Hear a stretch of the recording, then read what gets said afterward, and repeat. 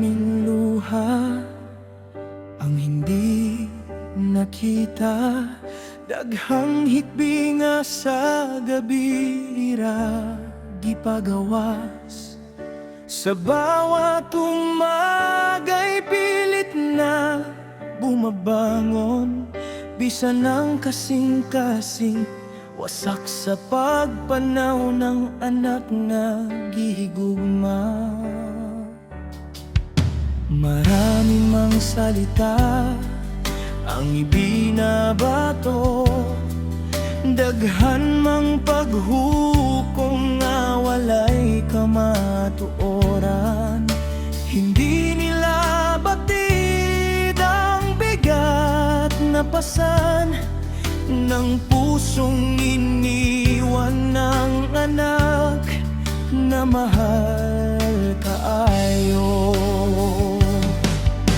Hindi nila alam ang bawat panalangin, wala nila hibali ang matag paghilat, sapagkat ang sugat ng isang ina hangtod sa kahangturan iyang gidala.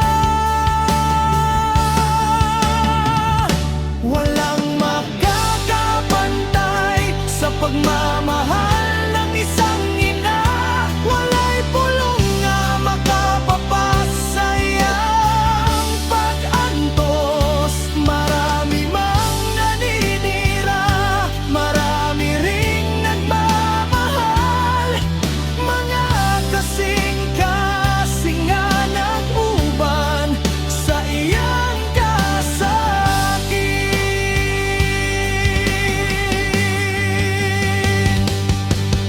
Ano man ang sabihin ng buong mundo, dili gayud mapulihan ang sakit nga iyang gibati, sapagkat ang mawalan ng sariling anak ay samad nga walay adlaw sa hingpit nga pag-ayo. Marahil ang bawat hakbang na ginagawa, paagi lamang aron maibsan ang iyang kasubo. Hindi upang limutin ang kaniyang anak, kundi aron makat-on pag-usab sa pagkinabuhi. Ipinagpapatuloy ang mga pangarap, mga damgo nga gisugdan ni Rene. Dahil may mga anak pang umaasa nga kinahanglan usab giyaan og higugmaon.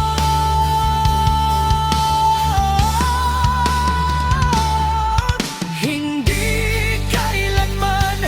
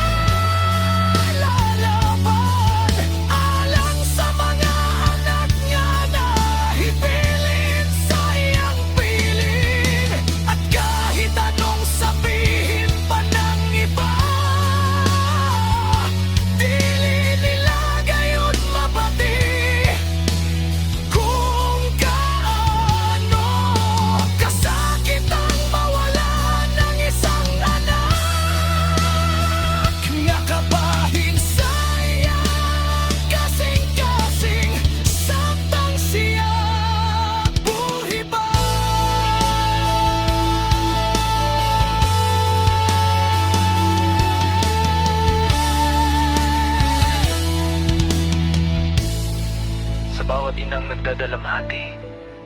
Adunay mga samad nga dili makita sa mata maaring iba-iba ang paraan ng pagbangon, pero isa ang katotohanan: walang makakapantay sa pagmamahal ng isang ina. Ug walay makapuli sa kasakit sa pagkawala sa iyang anak.